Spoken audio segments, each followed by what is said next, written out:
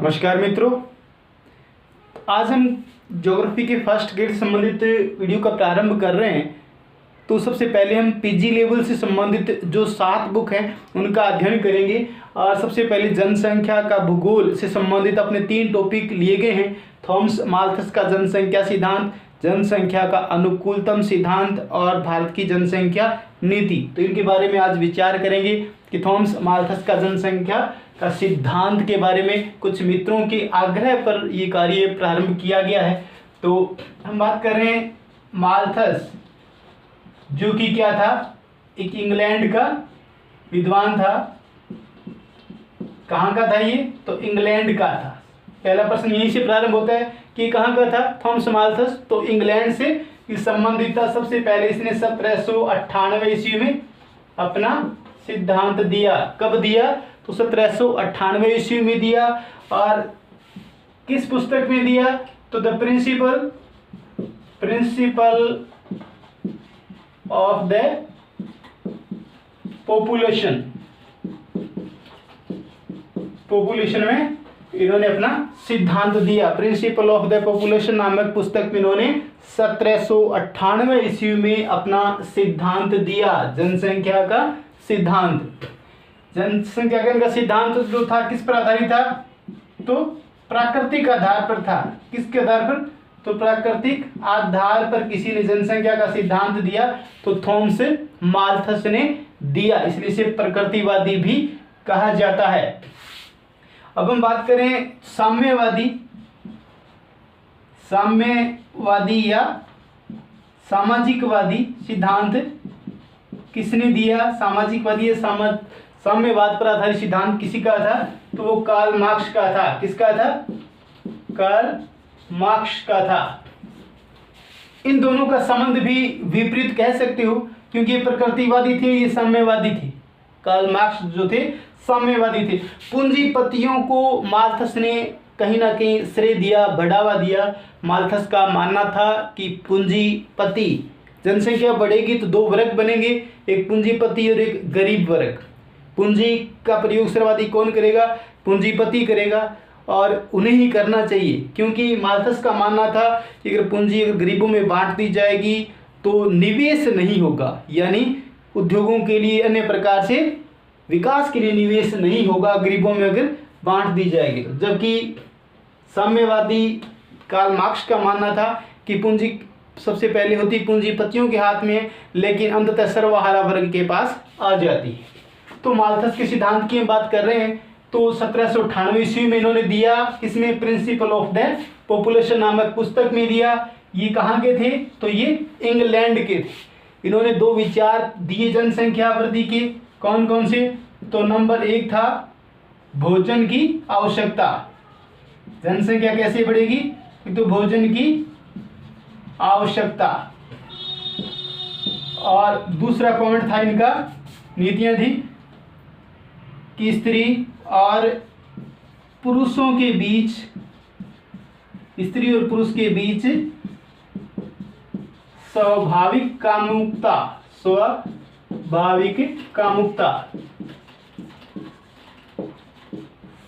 यानी 2 विचार इन्होंने प्रस्तुत किए, भोजन की आवश्यकता और स्त्री और पुरुष के बीच स्वाभाविक कामुकता, जिससे जनसंख्या वृद्धि होती है। इन दोनों का संबंध भी क्या है? विपरीत है, क्योंकि इनका मानना था कि जिस प्रकार जनसंख्या बढ़ेगी, तीव्र गति से बढ़ेगी, उसी प्रकार भोजन के संसाधनों पर उसका भार होगा, यानी भरण पोषण और जनसंख्या के साथ संतुलन, यानी जनसंख्या का अनुकूलतम सिद्धांत जो लेनिन ने दिया। अनुकूलतम सिद्धांत से अभिप्राय क्या है कि जनसंख्या और वहाँ उस देश के पास उपलब्ध संसाधनों के बीच क्या होना चाहिए? अनुकूल स्थिति होनी चाहिए, यानी जनसंख्या और संसाधनों के बीच क्या होना चाहिए? सामंजस्य होना चाहिए, अनुकूल स्थिति होनी चाहिए। तो इसी प्रकार जो माल्थस का सिद्धांत जो था वो कहीं ना कहीं इस पर आधारित था कि जनसंख्या कैसे बढ़ेगी? तो उन्होंने कहा ज्यामितीय प्रकार से बढ़ेगी। कैसे बढ़ेगी? तो ज्यामितीय, यहाँ से प्रश्न उठता है परीक्षा में, ज्यामितीय प्रकार से जनसंख्या बढ़ेगी। कैसे बढ़ती है? 1, 2, 4, 16। ऐसे 1664 इस प्रकार से जनसंख्या बढ़ेगी। और संसाधन कैसे बढ़ेंगे?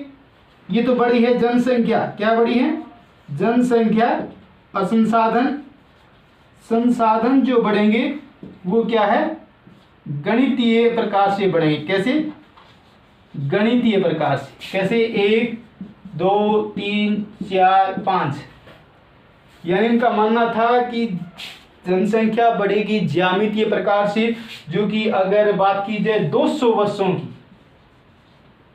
उन्होंने कहा 200 वर्षों में जो जनसंख्या बढ़ेगी इस प्रकार से, तो वो कहीं ना कहीं क्या हो जाएगी? 200 वर्षों में 256 गुना हो जाएगी। यानी 200 वर्षों में बात में जनसंख्या की बात की है 256, और जनसंख्या है वो केवल, संसाधन है वो 9 गुना। यानी उनका मानना था कि इतनी तेज गति से जनसंख्या 256 गुना होगी तो संसाधन केवल 9 गुना होंगे।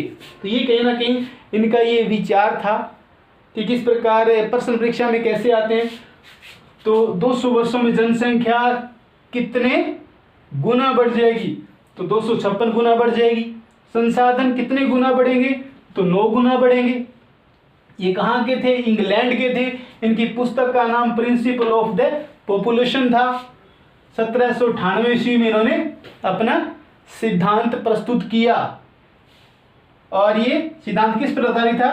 तो प्रकृति पर आधारित था, प्राकृतिक आधार पर था। कारण क्या था उसका? कारण ये था कि इन्होंने वर्तमान योग की स्थिति पर आधारित था।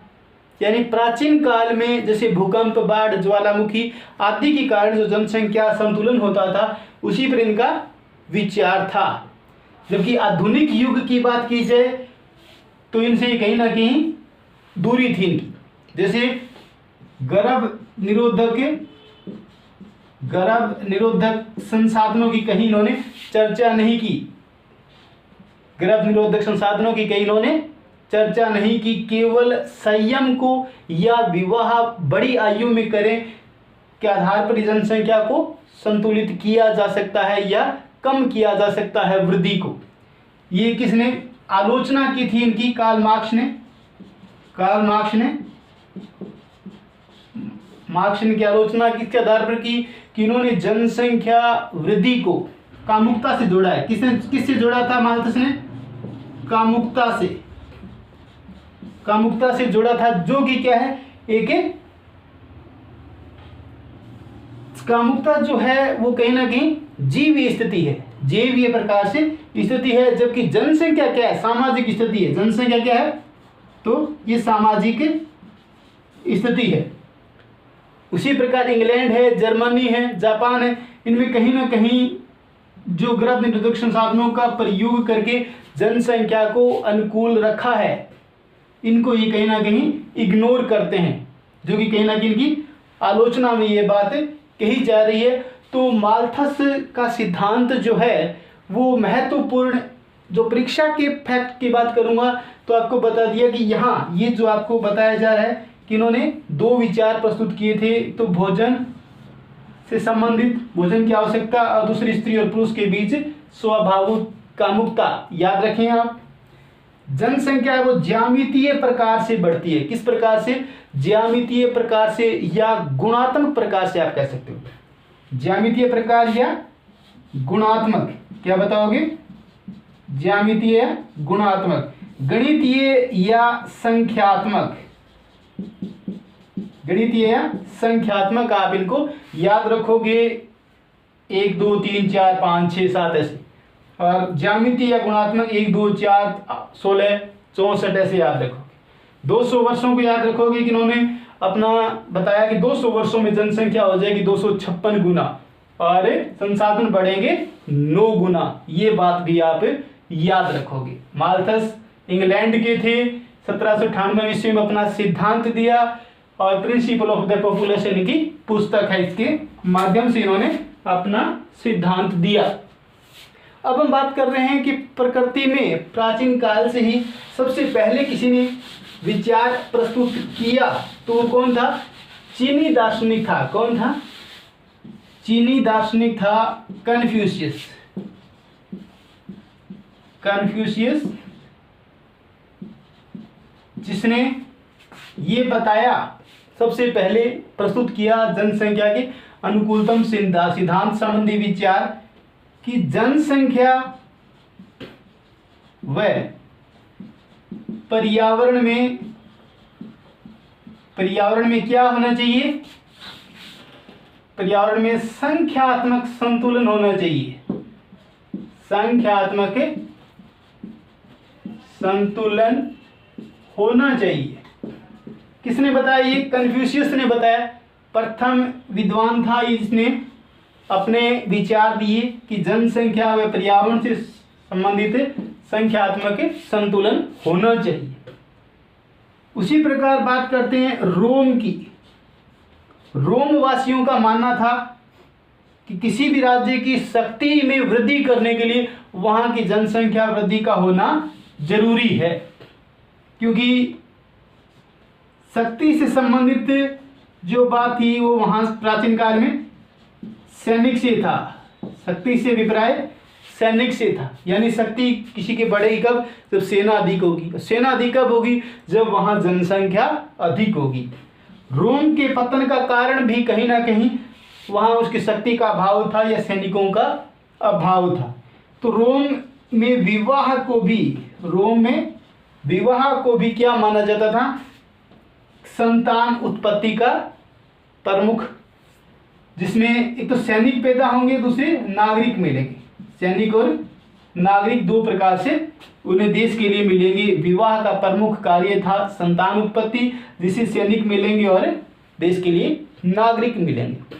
उसी प्रकार से जर्मनी के जो दार्शनिक हुए, जर्मनी के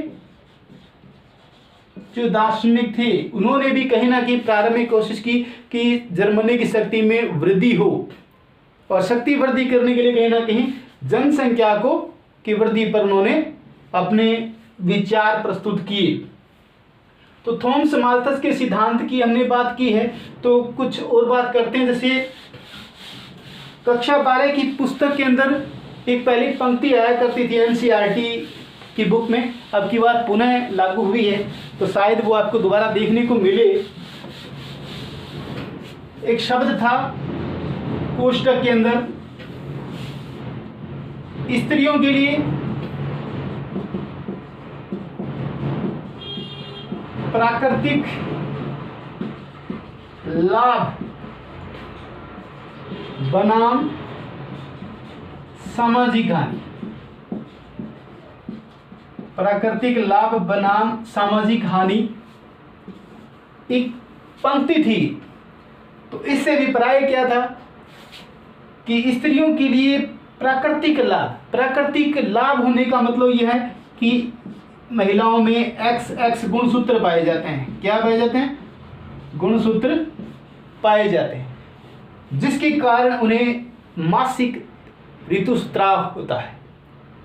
यानी महीने के समय जो ऋतुस्राव उनका होता है वो XX गुणसूत्र के कारण होता है, जिससे इसमें क्या हो जाती है? रोग प्रतिरोधक क्षमता में वृद्धि होती है। रोग प्रतिरोधक क्षमता में वृद्धि होती है XX गुणसूत्र के कारण, जो मासिक जो होता है इसके कारण। प्राकृतिक लाभ यानी प्रकृति ने महिलाओं को स्वास्थ्य के दृष्टिकोण से अधिक सुरक्षा प्रदान की है रोग प्रतिरोधक क्षमता दे करके। लेकिन सामाजिक हानि, लेकिन समाज में उनके प्रति जो दृष्टिकोण है थोड़ा कमजोर दृष्टिकोण है, लड़के की तुलना में लड़की को कम महत्व देना, वो कहीं ना कहीं उनको के स्वास्थ्य में गिरावट करता है। यानी बाद के आंकड़ों के माध्यम से महिलाओं के स्वास्थ्य पर बुरा प्रभाव देखा गया, उसके आधार पर ही ये बात जनसंख्या के सिद्धांत के अंदर ये बात बताई गई है कि स्त्रियों के लिए प्राकृतिक लाभ दिया गया, लेकिन सामाजिक हानि वो कहीं ना कहीं जनसंख्या की वृद्धि का एक कारण भी कहीं ना कहीं ये रहा है कि हमने भेदभाव की स्थिति पर हम चले हैं। तो ये कुछ जो बात थी आपको यहाँ बताएगी। अब जैसे हम बात करते हैं थॉमस माल्थस का जो सिद्धांत था, थॉमस माल्थस के सिद्धांत के अंदर डायग्राम के माध्यम से समझते हैं कि थॉमस माल्थस का जो सिद्धांत दिया इन्होंने, जनसंख्या का सिद्धांत दिया माल्थस ने, वो कहीं ना कहीं किस प्रकार संतुलन की स्थिति को दिखाता है। तो सबसे पहले हम बात करते हैं उत्पादन की स्थिति के बारे में। ये उत्पादन के बारे में बताया गया कि उत्पादन बढ़ेगा लेकिन सामान्य स्तर पर बढ़ेगा। फिर उन्होंने स्टेज बताई है, तो स्टेज अवस्था के बारे में, जैसे अवस्था 1 बताई है, अवस्था 1, अवस्था 2 और अवस्था 3। अवस्था 3 अवस्थाओं के माध्यम से बताया कि समय के साथ किस प्रकार से संसाधनों में भी वृद्धि होगी और जनसंख्या में किस प्रकार से वृद्धि होगी। तो जनसंख्या जो कि प्रारंभ में बताया गया है कि जनसंख्या बहुत कम थी,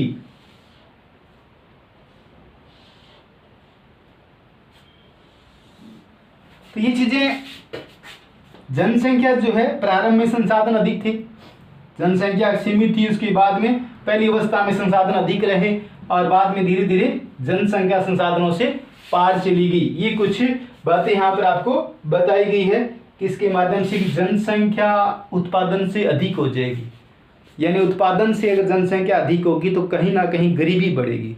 गरीबी बढ़ने से वहाँ क्या होगा, असंतुलन की स्थिति उत्पन्न होगी। जैसे जनसंख्या का सिद्धांत जो है, अनुकूलतम जनसंख्या के सिद्धांत में एक सूत्र जो लगता है, सूत्र है वो m बराबर a - o और बटे o।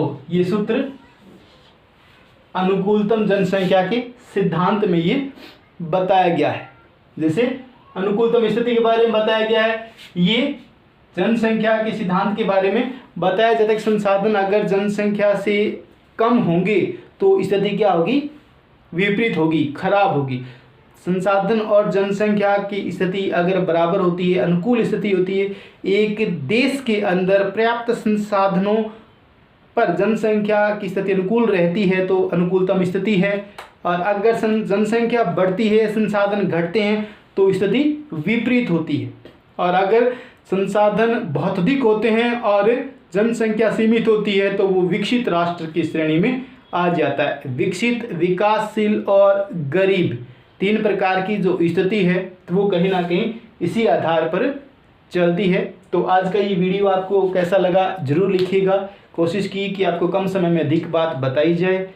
तो थैंक यू, धन्यवाद। आपका अगर रिस्पॉन्स मिला तो आपको अच्छे से कार्य और करवाया जाएगा और पूरा सिलेबस आपको करवाने की अपनी कोशिश रहेगी। Thank you.